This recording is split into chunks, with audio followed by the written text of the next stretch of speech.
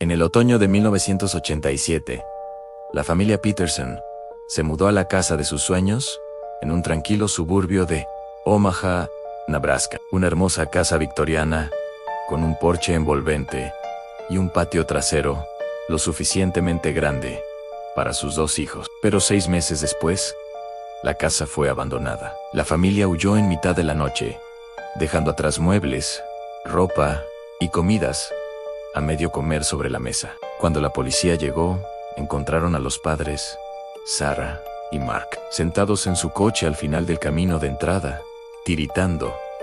Se negaron a hablar, tan solo señalaban la casa. No fue hasta años después, durante una evaluación psiquiátrica ordenada por un tribunal, que Sarah Peterson susurró lo que sucedió, y su historia no era sobre un fantasma, era sobre algo mucho, mucho peor. Los Peterson eran la familia americana perfecta. Mark era arquitecto, Sarah era profesora de música y tenían 2 hijos en Leo, de 8 años, y Mia, de 6. Consiguieron la casa a un precio sospechosamente bajo. El agente inmobiliario, un hombre nervioso, llamado señor Henderson, parecía ansioso por deshacerse de ella. Cuando le preguntaron sobre los antiguos propietarios, solo dijo que se mudaron rápidamente y cambió de tema.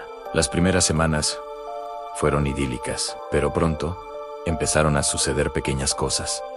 Al principio, solo eran sonidos. Por la noche, Leo se quejaba de que oía a alguien susurrar. Sarah lo atribuía al viento en las viejas tuberías, pero entonces Mia empezó a dibujar, una y otra vez, el mismo dibujo, una figura de palitos en las paredes. Sarah le preguntó qué era. Mia, con la inquietante honestidad de un niño, dijo: Ness, ese es el susurrador. Vive en las paredes. Me dijo que estaba solo en Mark, un hombre lógico.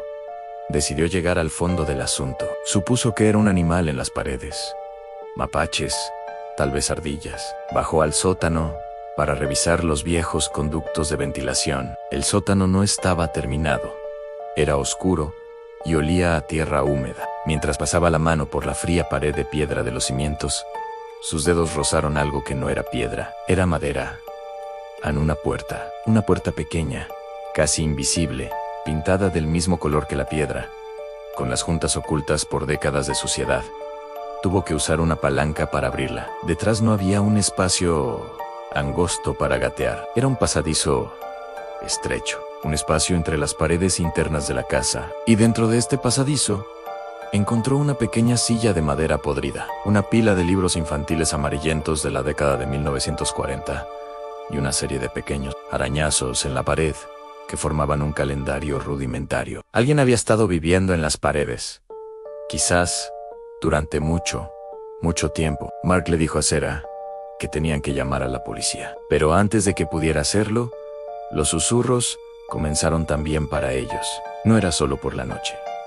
Estaban en todas partes. Una voz grave y murmurante que parecía venir de los conductos de ventilación. Sabía sus nombres. Hola, Sarah. Susurraba. Tu música es hermosa, Sarah. Sabía sus rutinas. Leo, no te olvides de tu lonchera hoy. La policía vino, pero no encontraron nada. El pasadizo estaba vacío. Sugirieron que era un antiguo cuarto de servicio o un área de juegos infantil de una época pasada. Le dijeron a Mark que tenía una imaginación demasiado activa, pero los susurros continuaron y se volvieron más audaces. Una noche, Sarah se despertó con el sonido de una suave nana tarareada que provenía de la habitación de Mia. Corrió y encontró a Mia de pie junto a la ventana, mirando hacia el oscuro jardín trasero. Él estuvo aquí, mami, dijo Mia.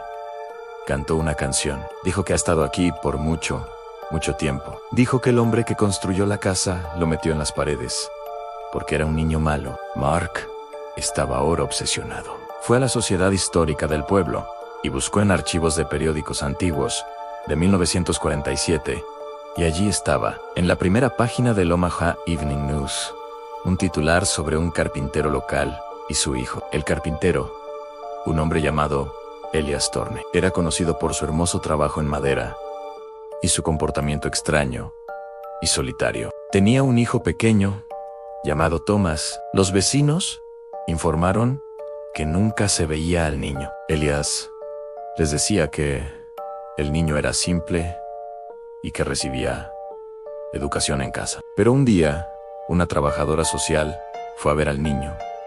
Elias había desaparecido. Había huido y en la casa encontraron una habitación infantil con una cama. Pero estaba claro que nadie había dormido en ella. En su lugar, una puerta oculta en el armario conducía a un espacio en las paredes donde encontraron una zona de esta rudimentaria. Nunca encontraron al niño. Nunca encontraron a Elias en el niño. Thomas había estado escondido. Pero, ¿era un prisionero? ¿O era algo más? Elias había desaparecido hacía 40 años. Pero los susurros solo habían comenzado con los Peterson. Mark se dio cuenta de la horrible verdad. El susurrador no era un fantasma. Era un hombre que había aprendido a vivir en las paredes de las casas, mudándose de un hogar a otro, quizás durante décadas. Era el niño, Thomas, que había crecido en la oscuridad. No conocía otra vida. Aprendía los secretos de las familias sobre las que vivía, las observaba y le susurraba a los niños, los únicos que aún podían oírle. Esa noche, los susurros se convirtieron en un rugido. Venía de cada pared, de cada conducto.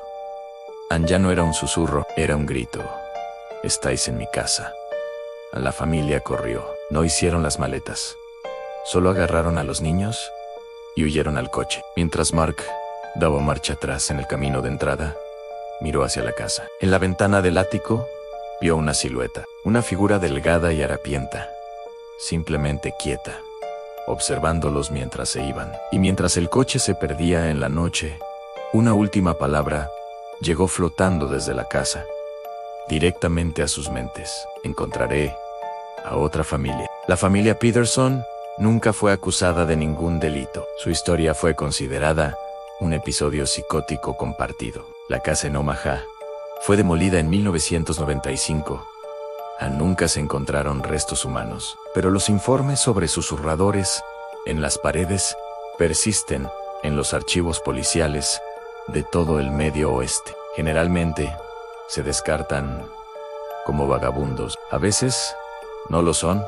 ¿Era un hombre, un fantasma o algo completamente diferente? Los informes policiales están sellados y la familia se niega a hablar. Pero si alguna vez te mudas a una casa vieja y oyes un susurro en las paredes, no escuches, solo huye. Y si quieres más historias sobre los rincones oscuros de la historia y los misterios que se niegan a permanecer enterrados, asegúrate de presionar el botón de suscribirte y activar la campana de notificaciones. ¿Qué crees que vivía en las paredes? Dímelo en los comentarios. Soy Nombre de tu canal y te veo en la próxima investigación.